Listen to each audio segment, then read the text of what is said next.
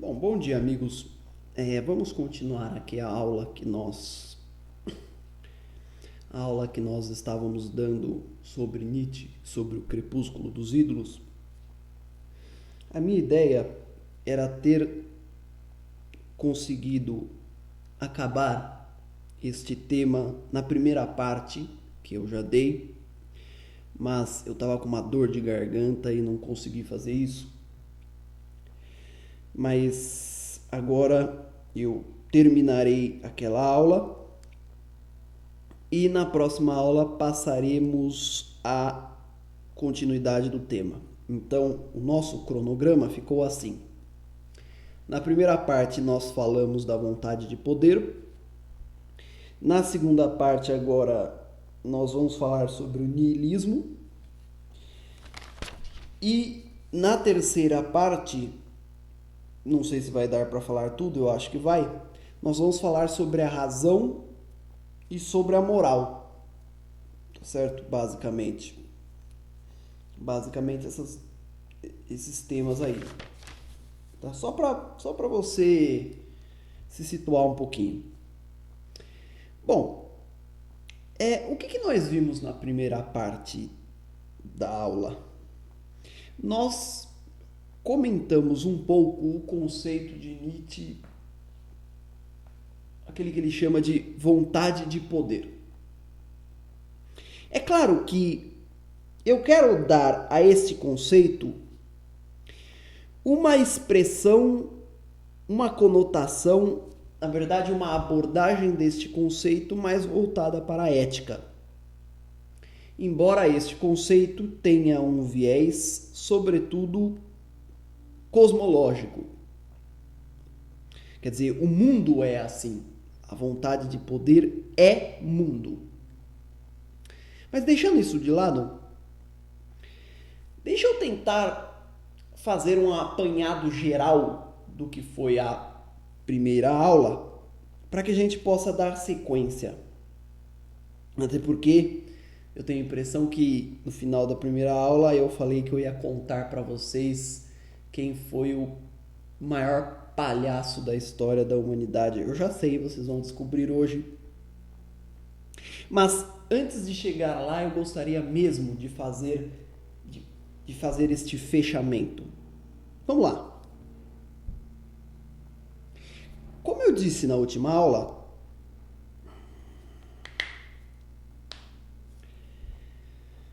a vontade de poder é a essência do mundo e, portanto, dos homens.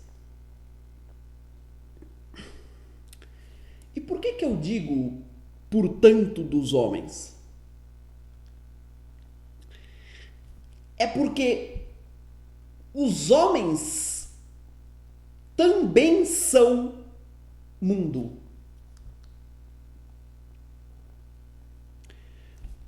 Você vai dizer assim, nossa, mas que afirmação bombástica, hein? Não. É porque ao longo da história da filosofia,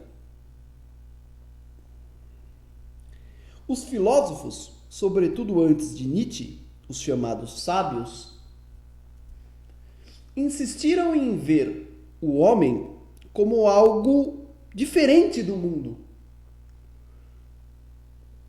como uma espécie de exceção ao mundo. Um homem à margem da realidade.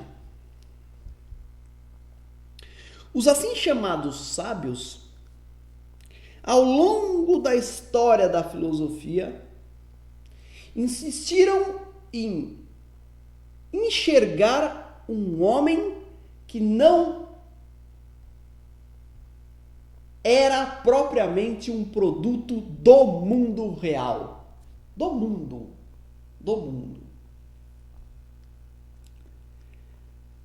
Então aqui, eu gostaria de comentar esta ideia. Nietzsche afirma que o homem é uma parte do mundo.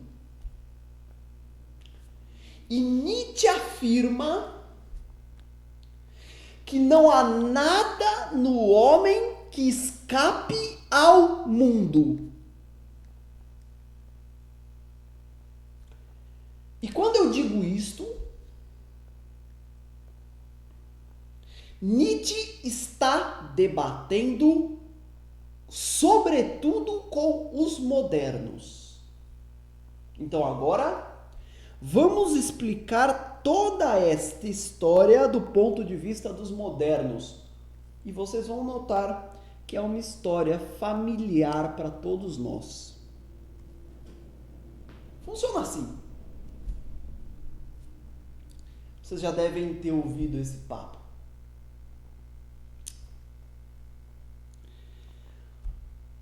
Existe um mundo. O mundo dos sentidos. É o nosso mundo. É o mundo. Neste mundo, dizem os modernos, Kant, Rousseau e companhia limitada. Neste mundo, existem dois tipos de seres. Existem os animais e existe o homem. Vocês aprenderam na escola. Qual é a diferença do homem e dos animais? Qual é a sua diferença? Qual é a diferença entre você e o seu cachorro?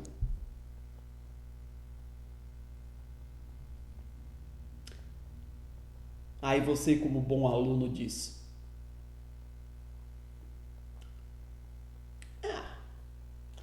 o meu cachorro é um ser irracional e eu sou um ser racional. Ora, amigos, o que significa propriamente a afirmação de que o homem é um ser racional?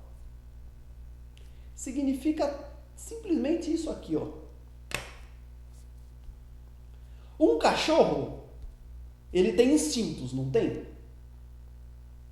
Ele tem desejos, não tem?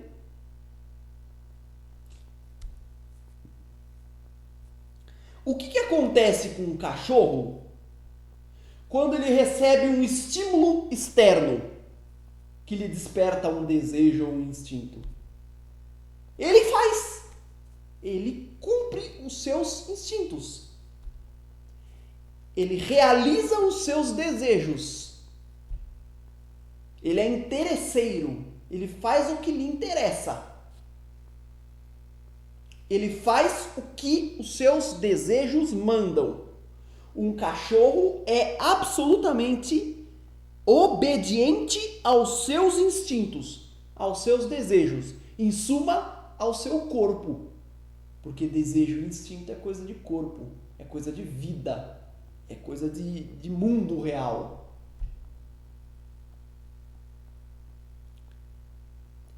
Mas aí,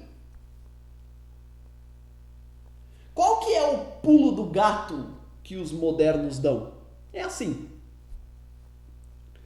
O homem também tem instintos, como o cachorro, como o gato.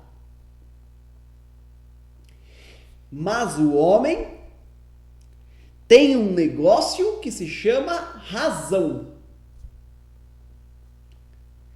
A razão é a capacidade que o homem tem de julgar os seus instintos, escolher segui-los ou não, e, portanto, deliberar, decidir a vida livremente. Podendo, inclusive, e se necessário, desrespeitar os seus instintos. Isso é a razão. A razão é a faculdade, a capacidade que o ser humano tem de decidir, se preciso, contra os desejos. Então, não sei se você percebeu, tudo no mundo é necessário. E ser necessário significa tudo no mundo segue a rigor os seus desejos. É determinado pelos seus desejos. Tudo no mundo é determinado pelos seus desejos. Menos o homem. O homem é contingente. É incerto. O homem tem um aspecto que o distingue do mundo, que o tira do mundo, que é a razão. Você tem o mundo real, e no mundo real o que você tem? Determinações. Instintos, desejos em luta e determinando ações. Mas aí você tem um homem que, apesar de todo o resto da natureza ser de um jeito, se autonomeou livre, racional,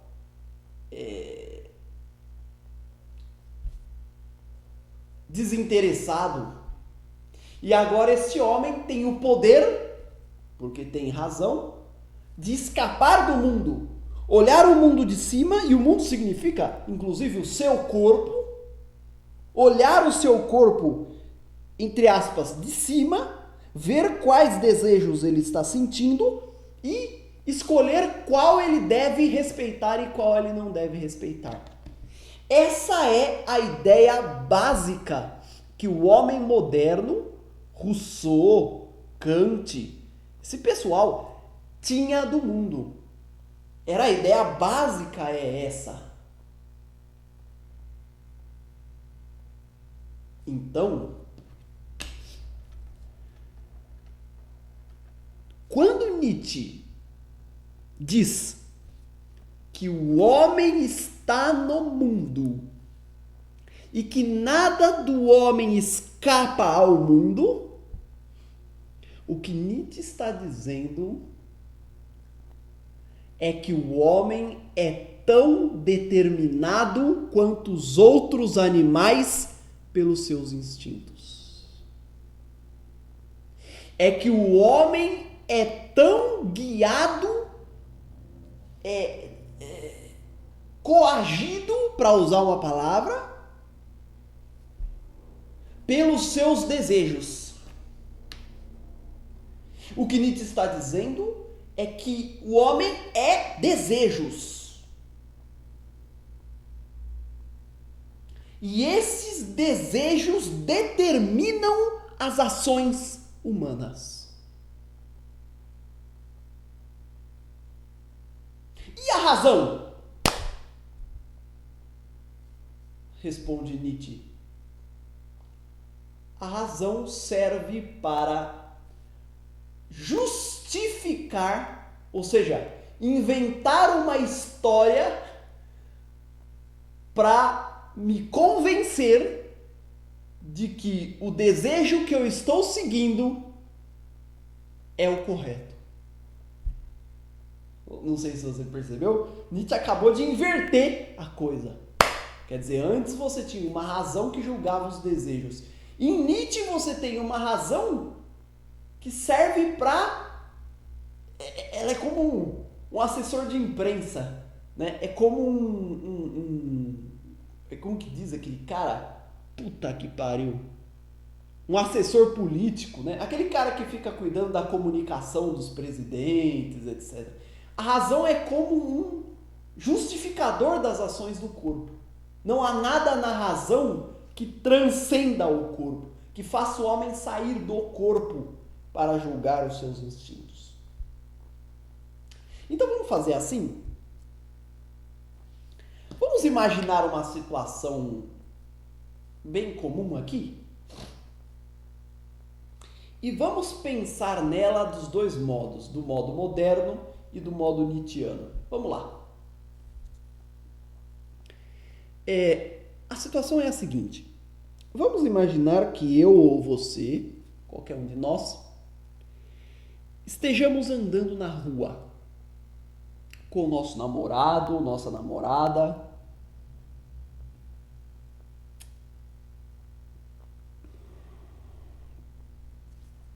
Aí imagine, você está andando na rua com o seu companheiro, imagine que passa uma mulher ou um homem que te apetece na tua frente. Imediatamente, e não adianta mentir, porque isso aqui é aula de filosofia, não é aula de autoajuda. Imediatamente surge um instinto no seu corpo. Surge um desejo, que eu vou chamar de desejo sexual. Para ser mais simples, um desejo sexual. Passa um cara ou uma mulher que te desperta, que te desperta suas pulsões, vai. Vocês já entenderam, né? Mas você tá com a tua mulher e com o teu marido aqui, teu namorado aqui, você tá do lado, ele tá do lado. O que você faz? Aí você decide. Você nem olha pro cara que passou na tua frente. Você nem olha, nem conversa, finge que não existe para não irritar o teu namorado ou tua namorada. Vamos analisar essa história do ponto de vista moderno? Que saco. Vamos analisar essa história do ponto de vista moderno e depois do ponto de vista kantiano. Aí você vai, conta essa história para Rousseau. E Rousseau vai te falar assim: sabe o que aconteceu? Você, homem, ser humano, você tem instintos. No caso, o instinto do sexo, o instinto sexual. Só que você também tem uma razão. E essa razão tem princípios universais. Então, o que você fez, ser humano? Você pegou aquela situação em que você estava envolvido, julgou com a sua razão e chegou à conclusão, à decisão, de que não era bom sacanear o cara que estava do teu lado. O teu marido, tua esposa, tua namorada. Então, embora você tivesse desejos do corpo, com a sua razão, você tomou uma decisão e desrespeitou esse desejo do corpo. Em nome do respeito ao teu namorado,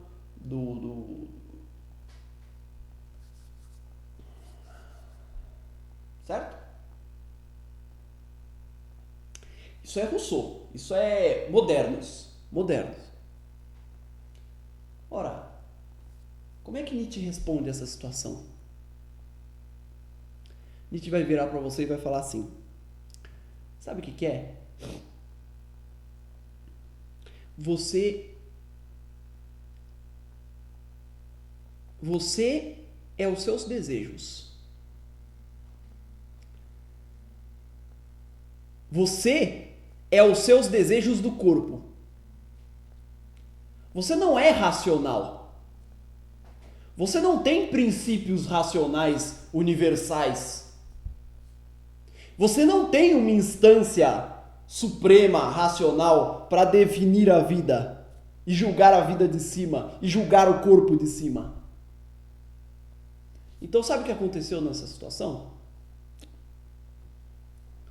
Você sentiu um desejo, sexo. Aí você olhou pro lado, tava o teu namorado ou tua namorada com uma puta cara fechada. E aí você ficou com tanto cagaço que você resolveu nem olhar pro outro cara ou pra outra mulher com medo dele fazer um puta de um barraco ali e mandar você pastar. Então, que me desculpe, Rousseau, dirá Nietzsche. Não é que você tem um desejo do corpo e você o contrapõe à razão que delibera contra ele. Não é isso. É que você tem um desejo do corpo que é o sexo. E você tem um outro desejo do corpo que é o medo. Neste caso específico, você colocou o medo e o sexo na balança. O medo era mais forte que o sexo e, portanto, você seguiu o caminho do medo. E depois, alguma capacidade racional corporal que existe em você inventou uma história para justificar a sua decisão. E aí você saiu por aí falando que você respeita a tua mulher. Mas respeita a tua mulher? Porra nenhuma, isso não tem nada a ver. Simplesmente foi uma luta de desejos. O desejo mais forte venceu o desejo menos forte. Assim é a vida. Assim é a vida. E quando o sexo é maior do que o medo? Aí você vai e faz. Quer dizer, se a tua mulher não estivesse ali, ou o teu marido não estivesse ali, digamos que o medo ficaria menor. Então a chance de você traí-lo é maior. É assim que funciona. Então Nietzsche está contando que o homem está no mundo. E o que o homem é um ser desejante. Só que ele não tem um desejo. Preste atenção. O homem é a expressão, não é o palco, ele é a expressão de uma luta de desejos aleatória e caótica. Esta luta determina as tuas ações, ou seja, o homem não é livre para agir. E a razão? A razão fica no meio dessa luta, criando historinhas para te convencer que os desejos que você está realizando, ou seja, os mais fortes, os que venceram a luta interna, é o que esses desejos são os melhores. E é assim. Então o cara que trai vai encontrar uma justificativa racional para trair. E o cara que não trai vai encontrar uma justificativa racional para não trair. E o que importa? O que importa é os desejos que cada um teve. E que são mais fortes, menos fortes, apontam em diversas direções. E assim é.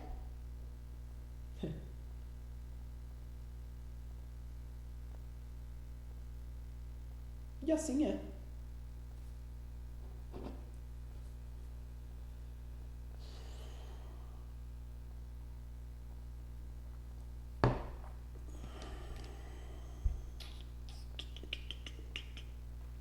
Certo? Certinho? Vamos ver aqui, vamos ver. Bom. Então, gente, esse ponto eu acho que agora ficou suficientemente claro. O homem está no mundo e não há nada no mundo que o faça. Não há nada no homem que o faça diferente do resto do mundo e da natureza. Essa é a coisa chocante. Procura analisar o seu cotidiano e ver se não é verdade. E qual é o instinto mais básico e essencial do homem? É a vontade de poder. É a vontade de expandir-se indefinidamente, de dominar, de conquistar o outro. Então vocês lembram que na aula passada nós dissemos que a vontade de poder pode ser afirmativa ou negativa. Bom, antes de entrar nesse aspecto, deixa eu falar uma coisa. Ainda voltando àquela história do homem no mundo, dos desejos, etc. O homem é uma expressão de desejos, instintos em luta, certo? Então veja o seguinte. Você me pergunta assim, mas professor, por que eu não tenho consciência desses desejos? Por que eu não vejo todos esses desejos em luta? Por que eu não percebo esses desejos? A resposta é muito simples, amigo. É porque a sua consciência, o que passa na tua cabeça, a sua consciência, ela é um pedaço bem menor do que o que você realmente é. Agora ficou foda, hein?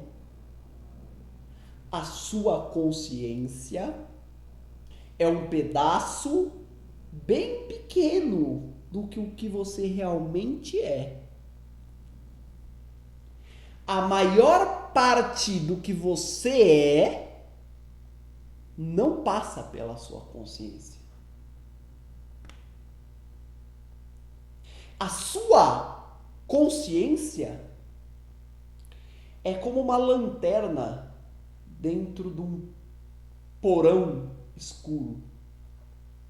Uma hora você ilumina uma parte, outra hora você ilumina outra, outra hora você ilumina outra.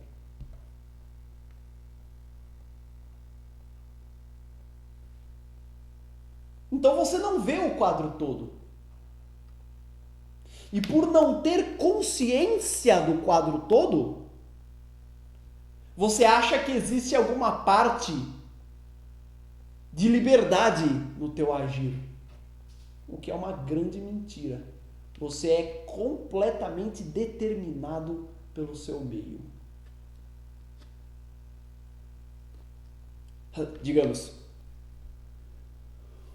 o que você pensa que é apenas uma pequena fração do que o que você realmente é. Esta fração do que você realmente é e que você não pensa que é, ou seja, a parte de você que não passa pela sua consciência, chama-se inconsciente. O que é o inconsciente? É a maior parte de você. Tudo aquilo que te afeta no mundo e que você não se lembra. Quer dizer, não passa pela sua consciência, mas não deixa de ter efeito. Não deixa de ter efeito. Certo? Mas eu não vou explorar muito isso agora. Vamos lá. Vamos seguir a tocar o barco. Na última aula, vocês lembram que eu dividi a vontade de poder em vontade de poder afirmativa e negativa. Vocês se lembram que a vontade de poder afirmativa, ela era aquela que afirmava a sua individualidade no mundo.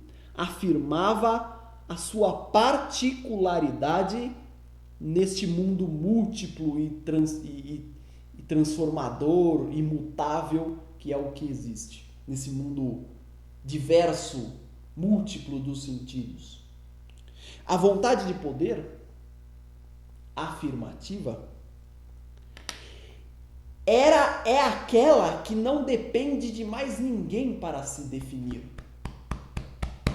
É aquela que age para dominar o resto da realidade e age afirmativamente, ativamente nesse sentido. Ela vai lá, ela quer alguma coisa, ela vai lá e conquista aquilo que ela quer.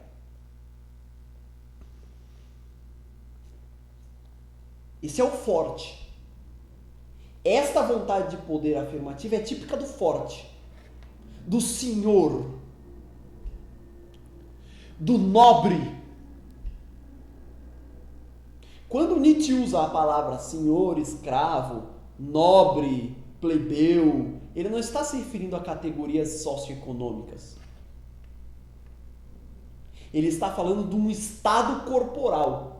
O estado corporal do forte é o estado de alguém que se afirma e que afirma o seu poder e que vai lá e conquista.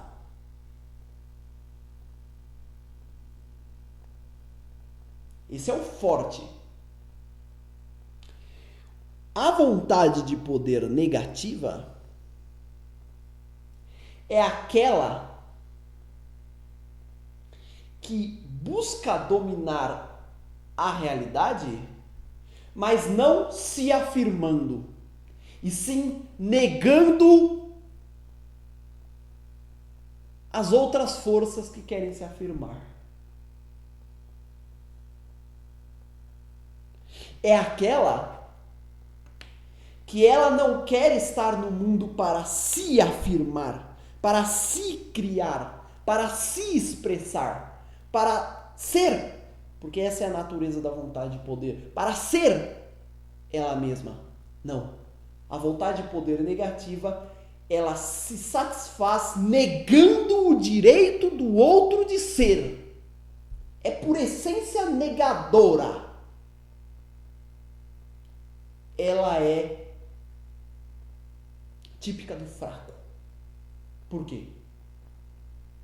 Porque é o fraco quem precisa negar a força do forte para sobreviver.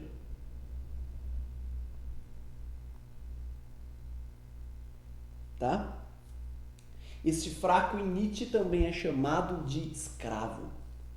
Também é chamado de plebeu, de povo, de feio. É sempre assim.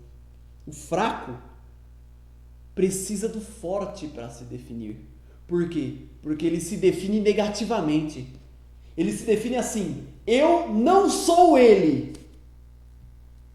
Os fortes se definem assim: eu sou foda, eu sou bom, eu sou belo, eu sou talentoso. E o fraco se define assim: você não é belo, você não é forte, você não é isso, você não é aquilo, portanto eu sou o contrário de você. Então eu deixei muito claro que no mundo existem dois tipos de gente.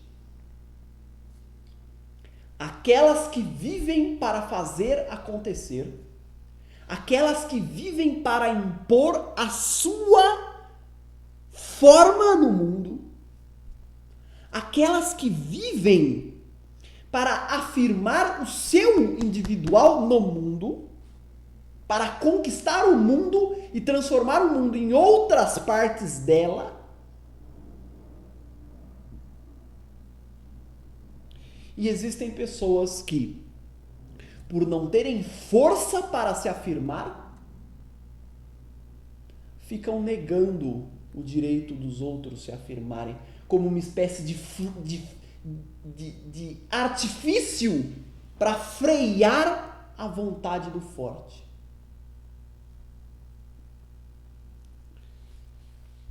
Eu vou dar um exemplo.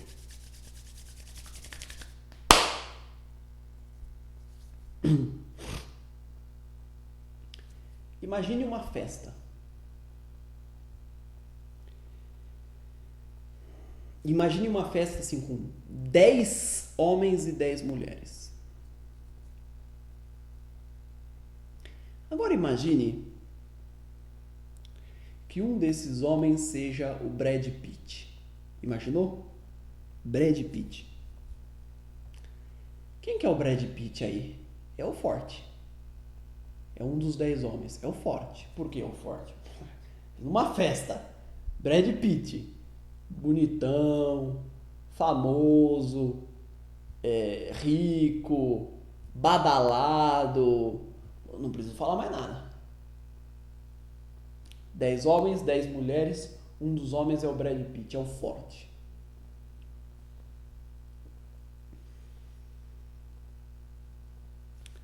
Você imagina o seguinte.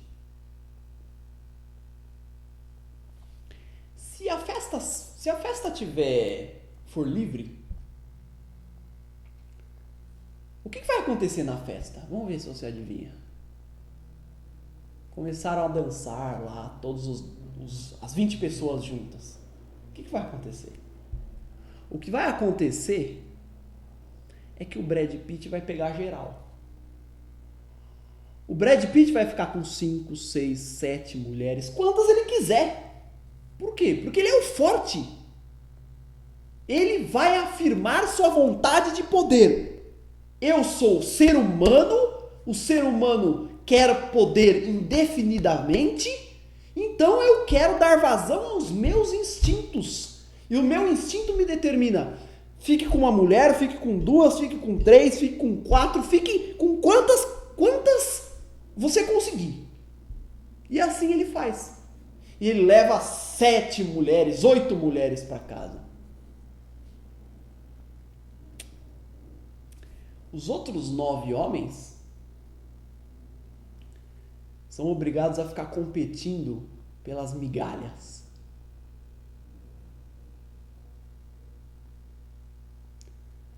Agora eu te pergunto,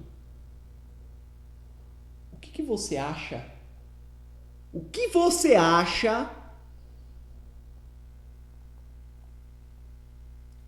que aqueles 9 homens vão falar para o Brad Pitt? Vocês acham que eles vão procurar se afirmar também?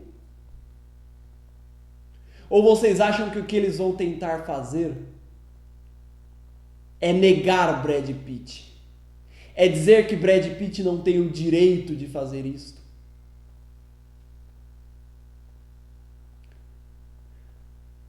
O que será que eles vão fazer?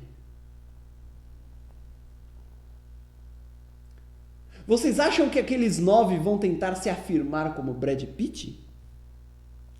Ou que eles vão expressar sua vontade de poder, procurando impedir que Brad Pitt use a sua vontade de poder? É claro que eles vão procurar fazer isso. Como não podem competir com Brad Pitt, como são fracos em comparação a Brad Pitt, o que eles fazem?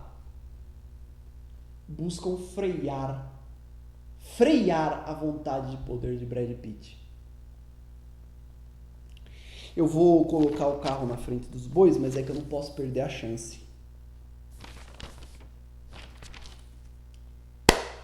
Imagine que tem uma segunda festa igualzinha. Brad Pitt levou 8 mulheres para casa, os outros 9 homens ficaram competindo pelas migalhas. Aí na outra semana teve uma festa igualzinha, os mesmos 10 homens, as mesmas 10 mulheres e Brad Pitt lá entre os homens. Mas quando todos chegaram à festa, agora tinha uma placa na festa. E a placa dizia assim: cada homem só pode ficar com uma mulher por festa. Prescrição moral. Cada homem só pode ficar com uma mulher por festa. Monogamia, princípio cristão. Não adulteres. Pergunta: quem você acha que botou aquela placa lá? O Brad Pitt, que estava pegando geral? Ou foram os fracos, que querem limitar a força de Brad Pitt? É óbvio que são os fracos. São os negativos. Os negativos. Eles exercem a sua vontade de poder, sim, porque eles também querem dominar, inclusive o Brad Pitt. Mas eles exercem negando o direito do forte. Tá aí explicado. Como é que a gente chama a placa? A gente chama de moral. O que é a moral? É uma criação dos fracos para controlar os instintos dos fortes e tornar a briga mais igualitária, menos injusta, sendo que a regra da natureza é a injustiça, que agora se torna justiça.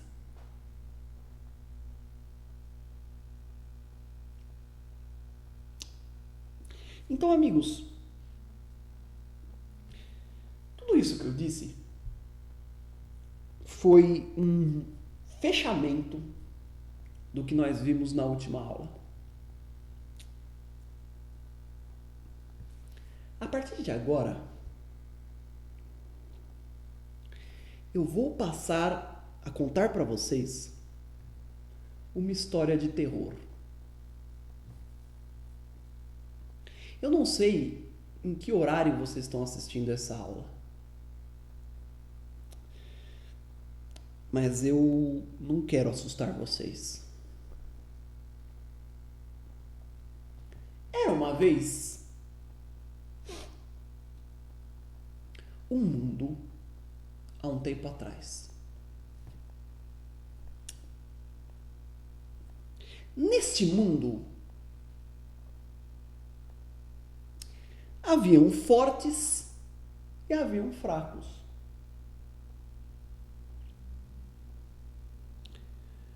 O legal deste mundo é que este mundo reconhecia o direito do forte governar o fraco. Esse mundo era Atenas.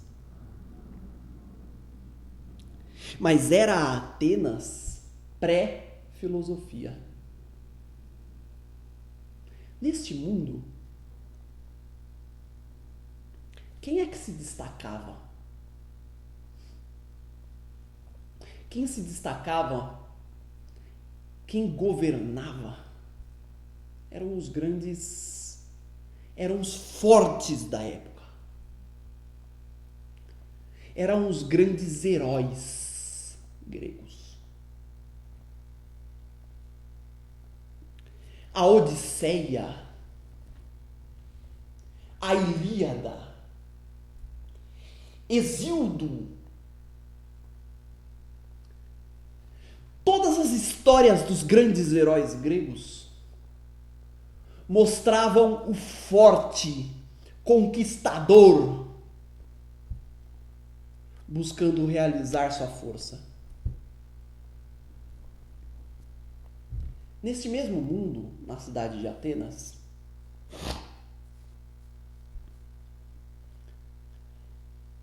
haviam palcos. Quem subiam nesses palcos não eram os filósofos tristes. Quem subiam nesses palcos eram os artistas. Eram os sofistas. Eram os comediantes. Eram os trágicos. Aristófanes, Protágoras, Górgias, Empédocles, os artistas. E para que eles subiam no palco? Para realizar sua potência. E quando eles faziam isso, eles inspiravam emoções nas pessoas. As tragédias de Sófocles, as comédias de Aristófanes, levavam as pessoas de Atenas às lágrimas, ao desespero, ao temor, ao riso, à gargalhada, ao choro, a tudo o que é símbolo de desejo, de vida, de instintos, de humanidade, de força vital. O trabalho desses homens era mexer com a natureza das pessoas, mexer com os instintos. Esses eram os fortes artistas. Não estavam preocupados com regras morais. Aristófanes subia no palco e tirava sarro de todo mundo.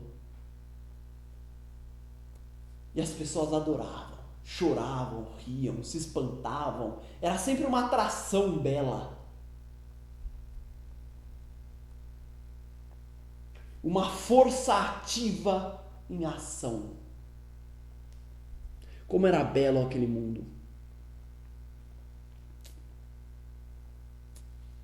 Mas aí aconteceu o pior.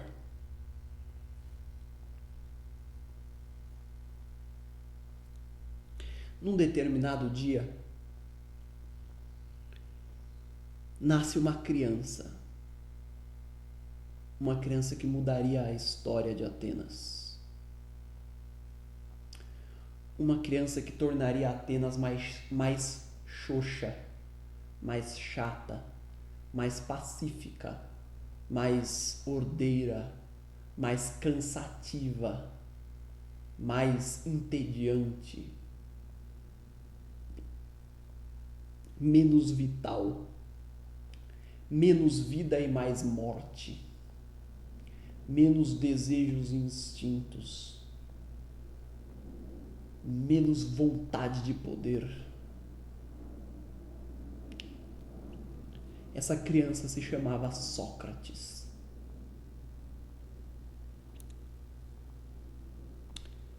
E Sócrates, desde pequeno, Sócrates já era feio, sabe?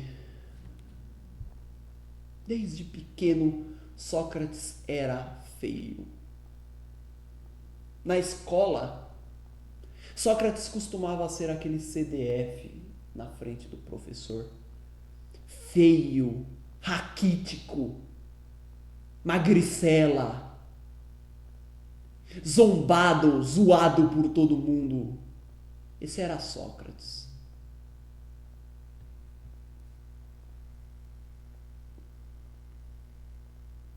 Mas mais do que isso, Sócrates, em comparação aos grandes sofistas, aos grandes artistas, ao grande comediante Aristófanes, que inclusive tirava sarro de Sócrates adoidado, Sócrates, em comparação com os grandes artistas da retórica, da oratória, da inspiração dos desejos, do riso, do choro, Sócrates era um bosta perto deles. Quando Sócrates falava, ninguém prestava atenção. Sócrates era chato pra caralho, feioso,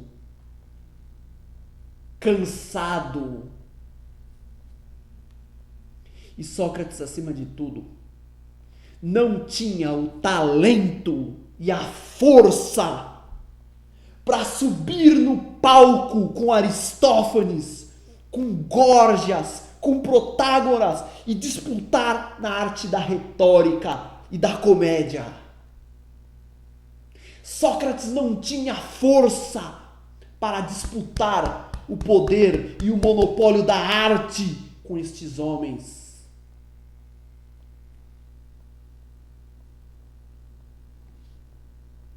Mas Sócrates não estava sozinho. Assim como ele, haviam outros feios e fracos. Haviam outros recalcados, ressentidos. Mas Sócrates foi além. Sócrates foi uma espécie de herdeiro daquilo que já era feito pelos sacerdotes. O feio. Sócrates o feio. Sócrates não conta isso nos seus diálogos. Nos seus diálogos só aparece Sócrates se dando bem contra os sofistas. E às vezes que Sócrates se fudeu, não aparece. Também não aparece que Sócrates era a chacota de Atenas. Leia as comédias de Aristófanes. Leia As Nuvens. Eu gravei uma aula sobre as nuvens. Leia As Nuvens e você vai ver o que era o verdadeiro Sócrates. Um mesquinho. Um intelectualoide. Um amante despudorado de algo que ele chamou de lógica.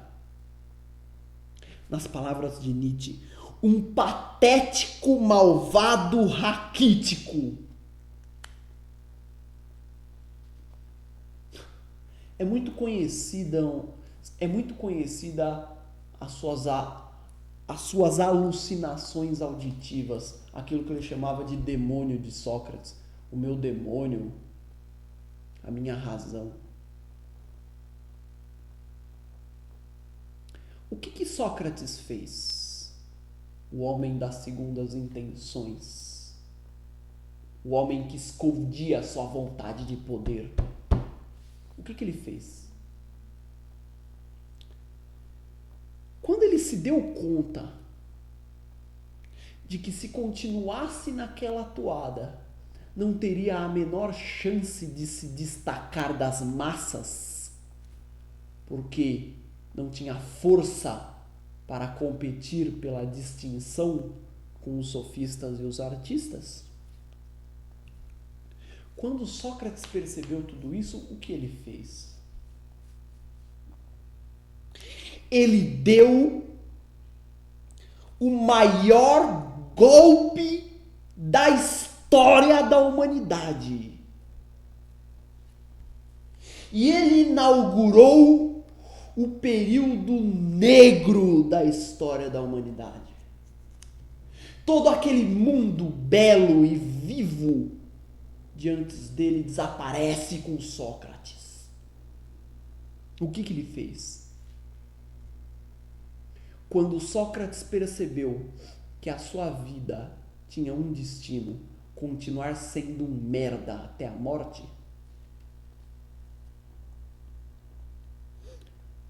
Sócrates inventou um outro mundo.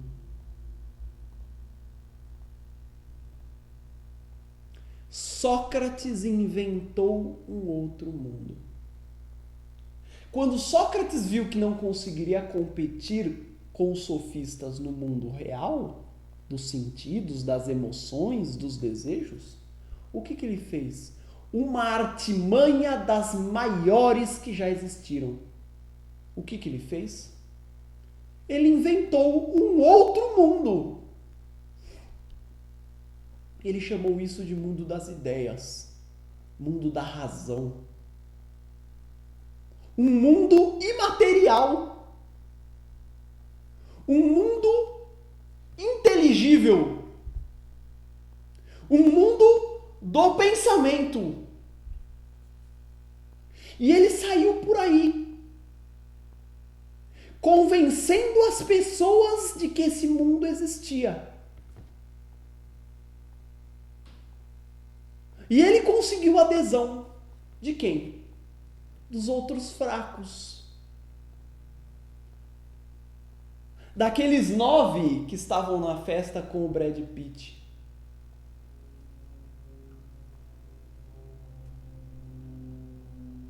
Sócrates inventa o mundo da razão. E o que é o mundo da razão? É o pretexto que Sócrates inventou para anular o mundo da vida, porque era no mundo da vida que os fortes exerciam a sua força.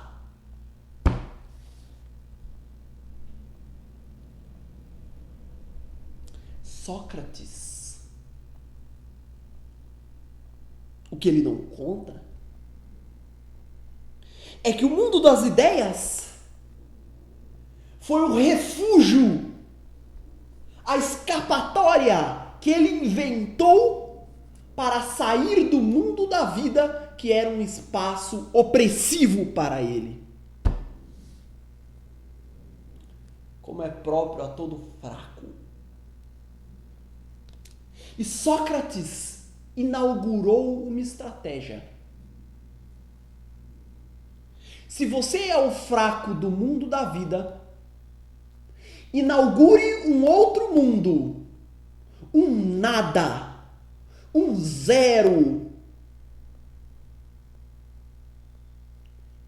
e refugie-se nesse outro mundo. Como se chama isto? niilismo.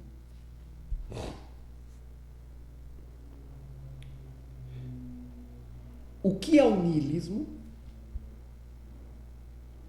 É um artifício dos fracos que visa negar o mundo da vida, dos instintos, dos afetos, dos desejos, da alegria, do choro, das emoções, em nome de um outro mundo, de um mundo imaterial, de um mundo não acessível aos sentidos. Negar o corpo em nome de uma alma, de algo imaterial. Niilismo é a negação do mundo da vida em troca do nada. Por que nada? Porque a pergunta que eu te faço é: alguém já viu por aí o mundo das ideias? Alguém já se encontrou com o mundo das ideias? Alguém tomou café com o mundo das ideias? Alguém já transou com o mundo das ideias? Alguém já discutiu com o mundo das ideias? Alguém já viu uma ideia andando por aí? Alguém já viu uma ideia pagando conta no banco? Onde está este mundo das ideias? Hein, Sócrates? Aonde está o mundo das ideias?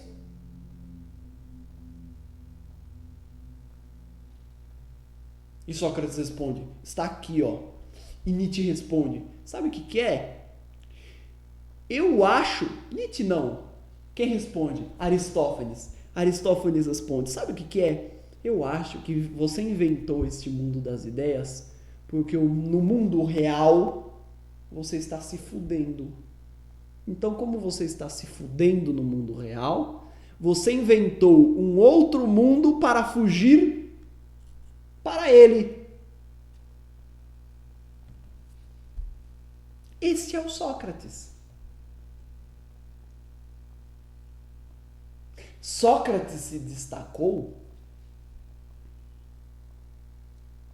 porque o que ele fez foi oferecer um grande remédio ao imenso contingente de fracos que existia na Atenas do seu tempo. Aquele mundo do forte, do glorioso, da vida, há muito tempo já estava em decadência. E quando Sócrates nasce em Atenas, a Atenas que existe já é um mundo em franca decadência, cheio de fracos como Sócrates. E Sócrates foi o líder dos fracos. Sócrates percebeu o estado de anarquia dos instintos, ou seja, percebeu que as pessoas perderam a capacidade de lidar e de domar os seus instintos. E Sócrates cria um contra-tirano. Contra a tirania dos instintos, Sócrates cria um outro tirano imaterial e o chama de razão.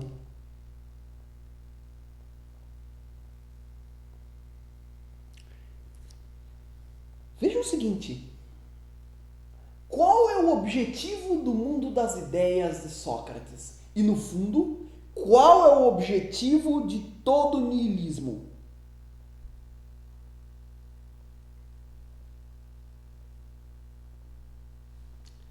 É convencer o forte, que não é Sócrates, a usar sua força em nome de um mundo que não existe. É uma puta de uma cachorrada! Caralho! E esse cara convenceu todo mundo! Puta cachorrada! É assim, você tem o forte, você tem o fraco. O que o forte faz? Usa a sua força na vida. E esmaga, conquista, faz o diabo. E Sócrates, quem é? é o fraco, é o cauteloso, é o prudente, precisa ficar ali. Então, qual é a estratégia que Sócrates encontrou? Sócrates criou um nada e convenceu o forte a aplicar sua força no nada, como se jogasse a sua força num grande buraco, num saco sem fim. E aí, a força do forte anularia-se. Puta que pariu! E Sócrates convenceu todo mundo.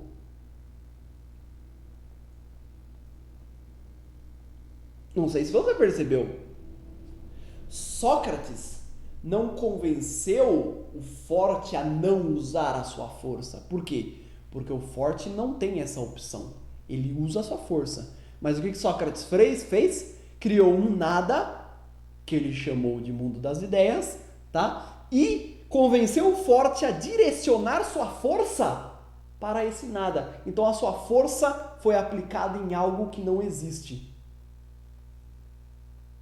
E agora, Sócrates disse para os fortes, vocês têm que viver de acordo com a razão. E agora o forte, de repente, chegou ao mesmo patamar que Sócrates, o fraco. Por quê? Porque quem inventou o mundo da razão? Sócrates. Quem inventou as regras do mundo da razão? Sócrates. Que regras são essas? É aquilo que ele chamou de dialética. Quem inventou a luta específica do mundo da razão? Que é o discurso, a discussão, que é a dialética. Sócrates. Então Sócrates o que fez no fundo?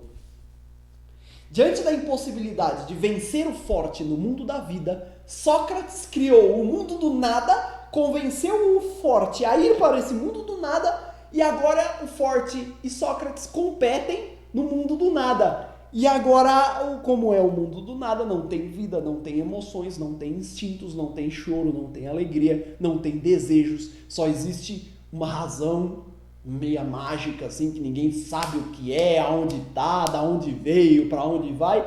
E aí agora o forte desperdiça sua força no nada. E assim Sócrates convenceu-o a anular sua força. É um filho da puta, Sócrates. É puta. Oh, caralho.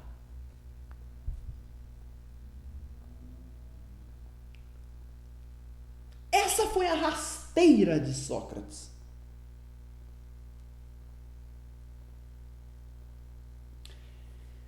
O que é o niilismo? É a negação do mundo da vida em nome do mundo do nada. Este mundo do nada tem um nome para Nietzsche.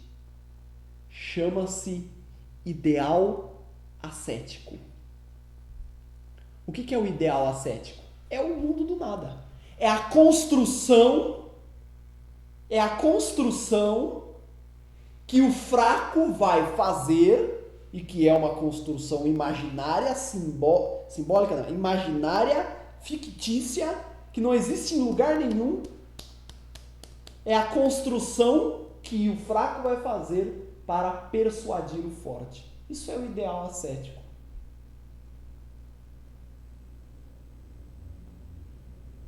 Certo? Niilismo. Niilismo.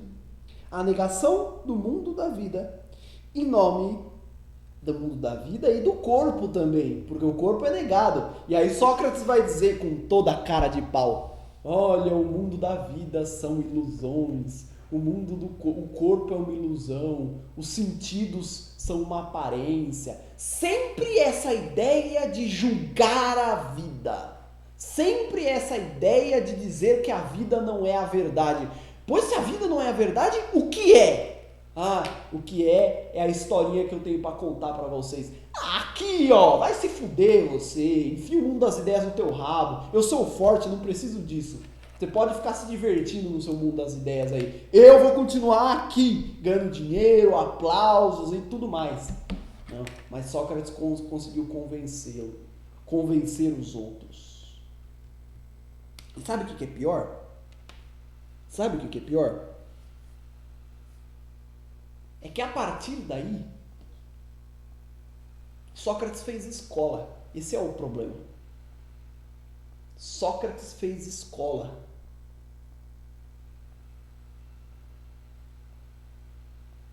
Sabe por quê? Porque quando o mundo grego cai, entramos no mundo romano. E o mundo romano, ele vem com os mesmos, o mesmo niilismo estava presente no mundo romano. Aí depois cai o mundo romano e entramos na Idade Média. Fala pra mim, como que era Sócrates? Sócrates era assim: o mundo real é um mundo de aparências, não merece ser vivido, é um mundo indigno, é um mundo que não vale em si. Mas existe um mundo das ideias, que eu inventei aqui. Existe um mundo das ideias. E o mundo da vida só vale a pena em nome do mundo das ideias, que não está na vida, está em outro lugar. Isso é Sócrates. Aí nós entramos no mundo medieval. E o que fazem os cristãos? A mesma coisa. Só que agora eles trocam o nome do niilismo. Eles tiram o mundo das ideias e põem Deus. É a mesma coisa. É o mesmo esquema religioso de pensamento. Quer ver? O mundo do corpo e dos sentidos é pecado, é pecaminoso, é indigno de ser vivido. Ele não vale por ele mesmo. Mas não se preocupa não. Tem um Deus em algum lugar que não se sabe onde. Tem um Deus. E esse Deus é a verdade absoluta. E esse Deus é fudido. Esse Deus aí vale a pena. Então viva em nome de Deus. O que dizia Sócrates? Viva em nome da razão. O que dizia Agostinho? Viva em nome de Deus. E o que os dois fizeram? Um clássico niilismo. Negaram o mundo da vida em nome do nada. E o que é isso? É um sintoma do quê? De fraqueza. Porque tanto Sócrates como Agostinho, como todos os cristãos, eram fracos, covardes, não tinham coragem de lutar na vida. É isso. Fracos. E aí, esse palhaço do Sócrates, mais esses palhaços do cristianismo, inauguraram uma era de negação da vida, de negação da única coisa que existe, de depreciação do mundo do corpo, do mundo dos sentidos. E agora julgaram a única coisa que existe como indigna, em nome do nada. E por que eles fazem isso? Porque eles são os feios. Então, para eles, o mundo da vida já não é muito bom mesmo. Então, eles negam.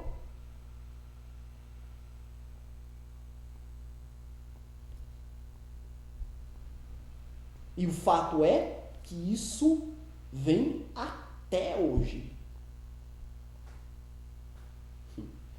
Niilismo. Você vai falar para mim assim: professor, e quando a Idade Média acabou? Bom, quando a Idade Média acabou, meu filho, aparece um sujeito chamado Descartes, o pai do racionalismo. E se você conhece um pouquinho de Descartes, qual foi a primeira coisa que ele fez? Ele disse: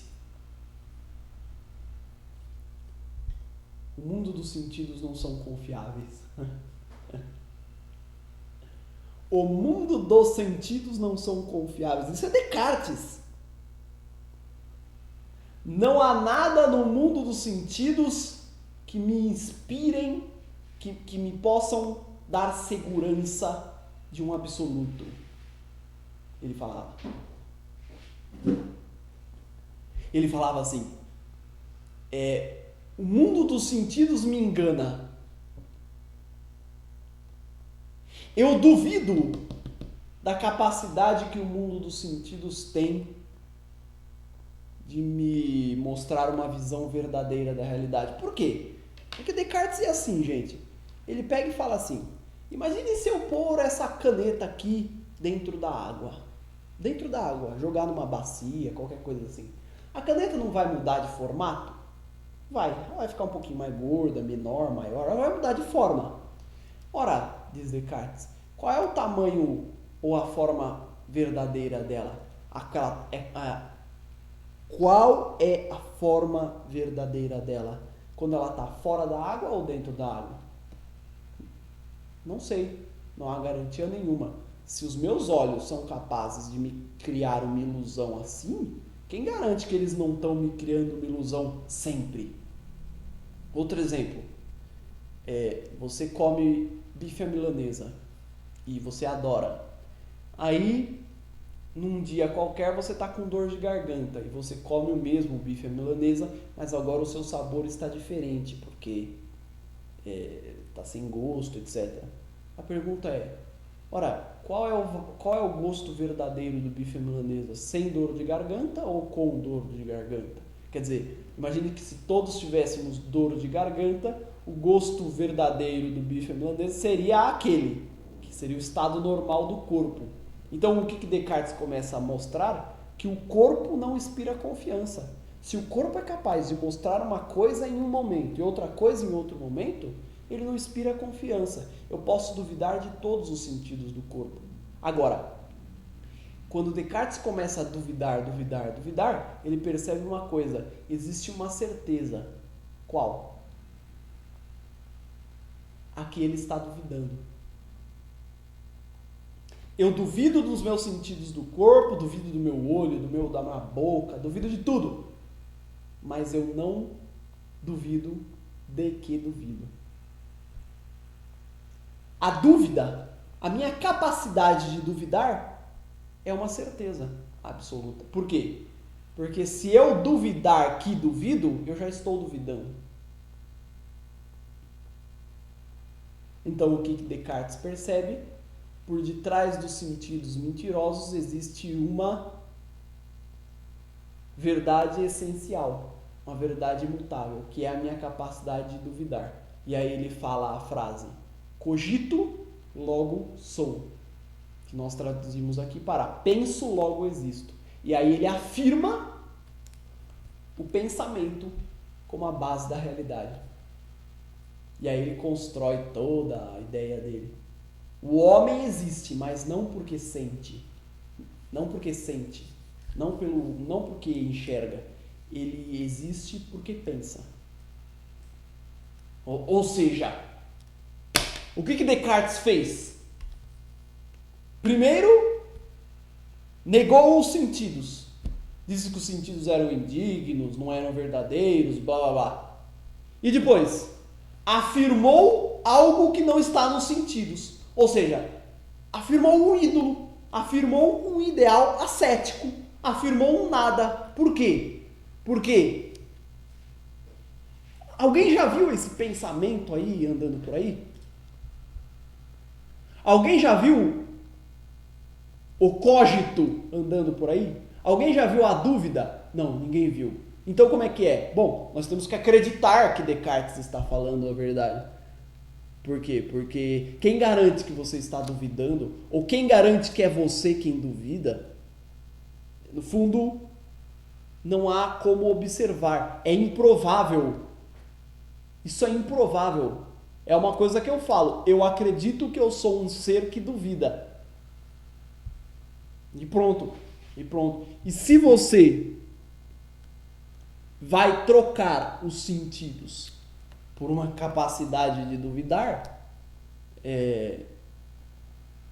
o que você está fazendo? Niilismo. Niilismo, por quê? Por um simples motivo. Quem duvida, duvida de alguma coisa. Ora, este de alguma coisa, como ele pode estar na minha cabeça se os meus sentidos são mentirosos? Não sei se você percebeu. Eu duvido do meu corpo. Por que eu sou capaz de duvidar do meu corpo? Porque o meu corpo... Porque eu vi o meu corpo. Correto? Agora, se os sentidos são mentirosos, como eu vi o meu corpo? A única alternativa de Descartes é dizer que as ideias das coisas já existem no ser humano inatas. Mas aí, aí eu não vejo essas ideias, não vejo o cogito, não vejo porra nenhuma. Eu tenho que acreditar que você é um ser racional, não sei o quê. Inclusive porque, quando eu leio os livros de Descartes, eu tenho que ler com os sentidos do corpo. Eu não vejo, e nem quando converso com você, eu não vejo o seu cogito, o seu pensamento. Eu vejo você falando. O que eu estou querendo dizer? Quando Descartes nega os desejos do corpo, os sentidos do corpo, a vida, em troca de uma imaterialidade, de uma razão, de um cogito, o que ele faz? Niilismo. Niilismo. O que é o niilismo? A negação do mundo da vida e do corpo em nome de um ideal ascético. Qual é o ideal ascético de Sócrates? O mundo das ideias. Qual é o ideal ascético dos cristãos? Deus. E qual é o ideal ascético de Descartes? É o cogito. Pronto, é assim. E você vai dizer, parou em Descartes? Não, minha filha. Não. Você já ouviu falar em Karl Marx? Marx dizia-se materialista histórico. Vamos fazer um resumo do que Marx diz pra gente. Marx olha para a sociedade e diz: a sociedade é injusta. Olha lá, vai começar a depreciar o mundo da vida. A sociedade é injusta. Ora, se você vem me falar que a sociedade é injusta, é claro que você já tem o justo para comparar com o injusto. E aí o que Marx vai dizer? Sim, o justo é um lugar onde não haja classes. Uma sociedade sem classes. Onde não hajam ricos e pobres. Onde não hajam categorias econômicas. A sociedade é injusta. Por quê? Porque ela tem classes. Tem exploradores e explorados. E qual é o justo? Bom, o justo é não ter classes. É uma sociedade sem classes. É o comunismo. Aí você vira para Marx e diz: tá certo. E aonde está o comunismo? Hã? Aonde está o comunismo? E a resposta é: em lugar nenhum. Ele não está. Ele não existe. A sociedade sem classes não existe e nunca existiu. Não existe o comunismo. O que é o comunismo? Mais um ideal ascético. Mais uma negação de vida. Mais uma idealidade. Mais um paraíso, mais um Deus, mais um nirvana. A diferença é que o comunismo é um Deus, digamos, ateu. É um Deus revolucionário. É um Deus para aqueles que acharam o Deus cristão muito simples. Então aí é um Deus mais refinado, porque aí você... é um Deus que diverte mais, né? Tem bastante livro marxista por aí, etc.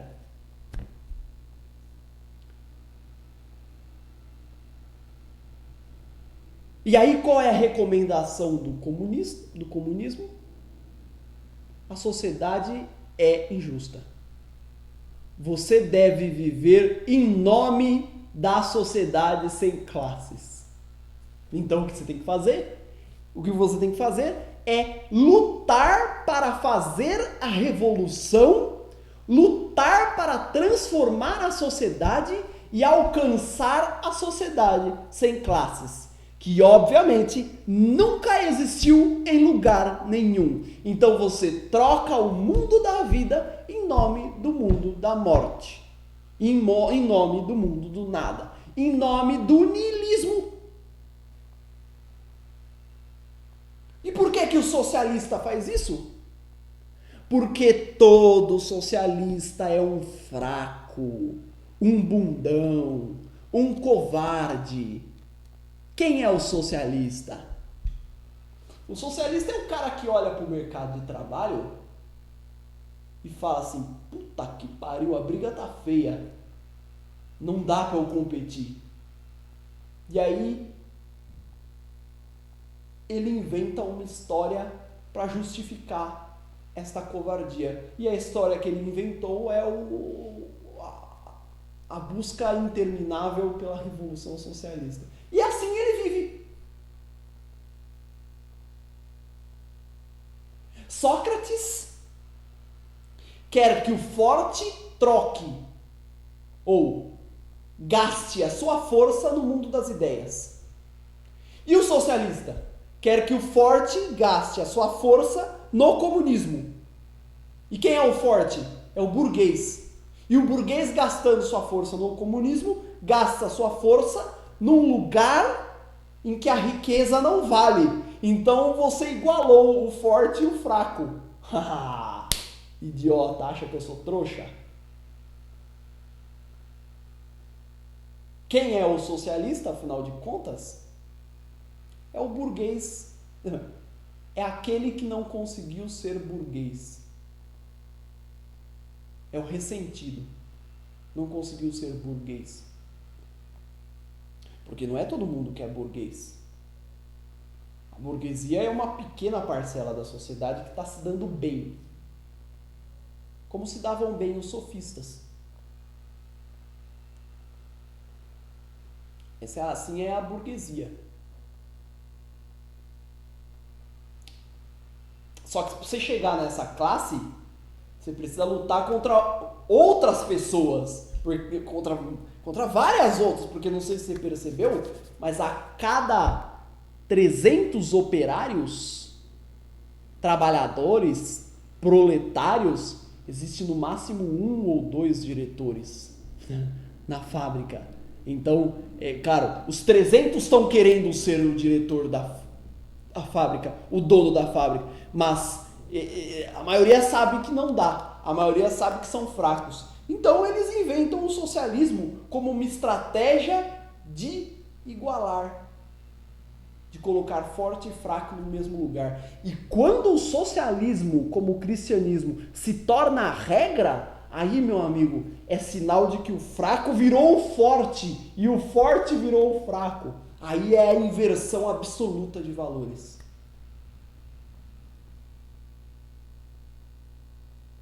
Então, qual é a marca da Coreia do Norte? O ressentimento.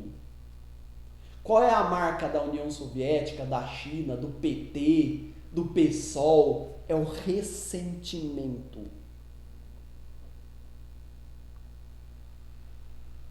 São partidos de ressentidos, de feios. Nossa, mas de feios é... Puta que pariu, de feios é foda. Vai numa convenção do PT, do PSOL, pra você ver se eu tô brincando. Vai. Vai pra você ver se não estão lá os mais feios da sociedade. Vai lá. Isso é foda, velho. Essa foi foda. Vai lá. Quem são eles? Os fracassados. Os que não conseguiram ser os burgueses. Os que não entraram na briga. Os que não quiseram competir porque tinham uma leve ideia da sua fraqueza. E também por covardia. E aí, claro, inventaram uma ideologia, uma ideia para ficar se distraindo. E o mais curioso é que Marx é o pai do materialismo na história.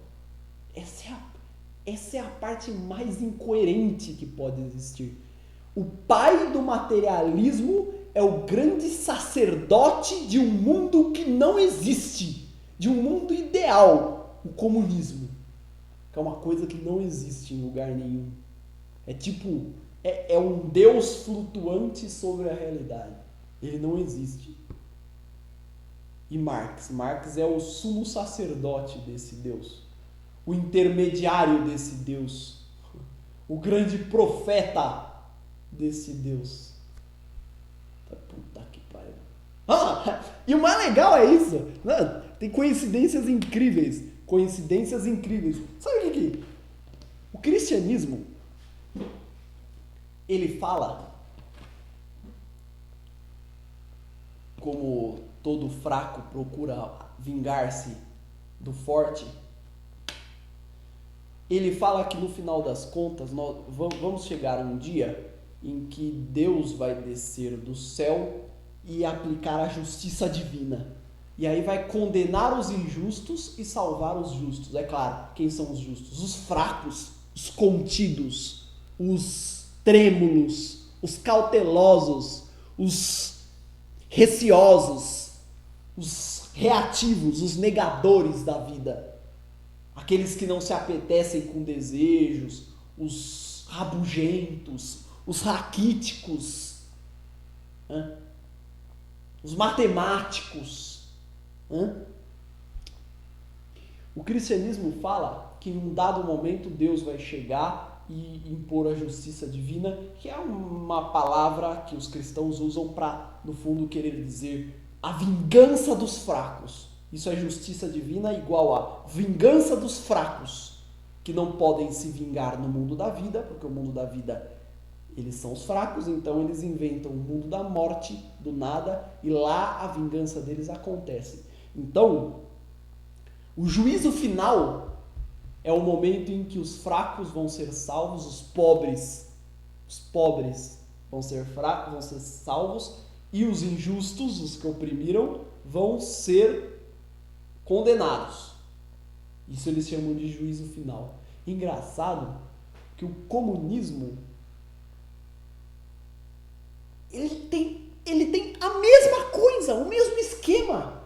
Só que ao invés de juízo final, o nome é comunismo. Só muda o nome. Porque o que é o comunismo? É um estágio final onde os justos socialmente vão triunfar. Por quê? Porque vão conquistar uma sociedade sem classes. E os injustos vão ter ou padecidos ou coagidos a se tornarem justos. E aí então chegaremos ao mundo comunista. É o juízo final ateu. Mas não é ateu, mas não é o comunismo um esquema tipicamente religioso de pensamento? Claro que é.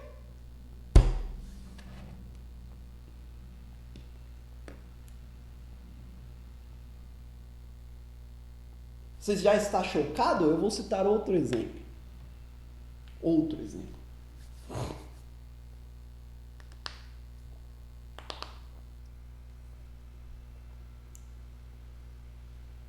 Democracia. Mundo das ideias é um ideal ascético. Deus, ideal ascético. Razão, ideal ascético. Cógito, ideal ascético. Comunismo, ideal ascético. Democracia, ideal ascético. Você conversa com um democrata, o que ele diz para você? A democracia é um sistema em que todos os homens são iguais. Todos os homens têm os mesmos direitos. Todos os homens são iguais. Nossa, que bonito. Tá bom, bobão. Pergunta. O que os homens querem? A igualdade ou a distinção? A resposta de Nietzsche é óbvia. É a distinção. O que é a distinção? É o exercício da vontade de poder. Quando Sócrates propôs o mundo das ideias, ele queria a sua distinção e conseguiu. Quando Jesus Cristo propôs um juízo final, Deus, aquela coisa toda, ele queria a sua distinção. Quando Descartes propôs razão, ele queria a sua distinção. Quando Karl Marx propôs o socialismo, ele queria a sua distinção. A busca dos homens no mundo da vida é pela distinção. É pela vontade de poder. O que muda é quem pode e quem não pode. Mas todos querem a distinção. Ótimo. Em cima disso, quem é que propõe que todos os homens têm que ser iguais? A moda do comunismo. Todos têm que ser iguais, usar a mesma roupa, entrar na fila do pão. Quem é que propõe que todos sejam iguais? O forte? Lembrem-se do exemplo do Brad Pitt. É o forte quem vira para todo mundo e diz: eu acho que o mais certo é cada um ficar com uma mulher. É o forte?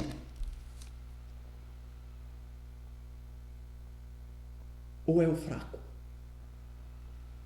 É o forte quem quer igualdade ou é o fraco? É o fraco, claro. Por quê? Todos têm direitos iguais, significa simplesmente o seguinte: você forte vale o mesmo que o fraco. Quem poderia propor uma regra dessa? O fraco, lógico. O forte nunca poderia propor uma regra dessa. O forte é o conquistador. Inclusive o forte odeia as regras. Ele não precisa delas. Leis. Ele odeia leis. O forte não quer saber de leis. Lei é para fracos. O forte vai lá e conquista. E o fraco? O fraco inventa uma lei para tentar igualar a coisa. Quem é o forte? É o Neymar, sai driblando todo mundo. E quem é o fraco? São os zagueirões que ficam pedindo fair play, respeito, leis, etc. Para limitar o poder de Neymar. Então, claro, no esquema da democracia, o que o forte deve fazer? Se submeter ao regime democrático. Abrir mão da sua força em nome de uma pretensa igualdade entre os homens.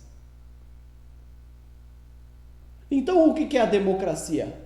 Mais um ideal ascético para escapar à vida. Por quê? Porque esta tal democracia nunca existiu em lugar nenhum. O que existiu sempre foram estados com pessoas que governavam e que faziam leis do seu interesse. Então, se existe uma lei falando que todos são iguais perante a lei, é claro que isto interessa a quem está no poder. E quem está no poder são os fracos. Então, a democracia é mais um ideal ascético. E olha, gente, eu poderia continuar aqui até amanhã com vocês, citando ideais ascéticos. Ponham isso na cabeça.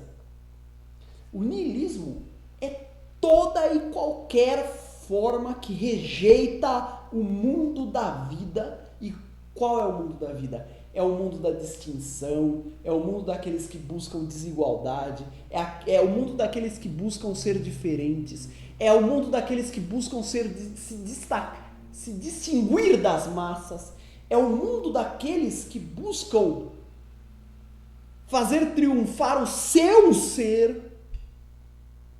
O niilismo é a negação de todo esse mundo do desejo, do corpo, da vida, em nome de um nada, em nome de uma negação, em nome de um mundo ideal que não tenha forças. Abstrato. O niilismo opõe sempre à vida um mundo abstrato, porque nesse mundo abstrato as forças são neutras. Isso é niilismo. Eu poderia citar, nossa, mas tem tantas formas. A ainda mais hoje com a internet, espiritismos, mantras, budismo, e vem ainda os nomes meio chineses, coreanos, sei lá de onde que você vê. Xin Shan Chuan, a ideologia de cultivar a força da alma. É um monte de parafernálias que no fundo são invenções para negar o mundo da vida. Mundo das ideias, Nirvana, Hades, Gita, aquele da música do Raul Seixas, como é que é aquele indiano? Nossa, tem um monte. Eu recomendo, eu até anotei aqui, eu recomendo para você, depois que você assistir essa aula, ouça uma música traduzida, tem um vídeo no YouTube dessa música traduzida. Ouça uma música de John Lennon chamada God, G-O-D, God, que é Deus em inglês. Você vai encontrá-la no YouTube traduzida. Ouça esta música e você vai perceber. Nessa música tem uma hora que John Lennon fala assim: eu não preciso de deuses, eu não preciso da Bíblia, eu não preciso do mantra, eu não preciso de Zeus, eu não preciso de Elvis Presley, eu não preciso de Beatles, eu não preciso de ideal ascético nenhum. Eu não acredito em nada deles, nenhum deles. Não venha me empurrar nenhum ideal ascético negador da vida. Não venha querer me empurrar nenhum sistema abstrato que resuma a vida. Eu não preciso de nenhum deles. E aí, John Lennon fala assim: eu só acredito em mim. Foda, genial essa letra. Genial.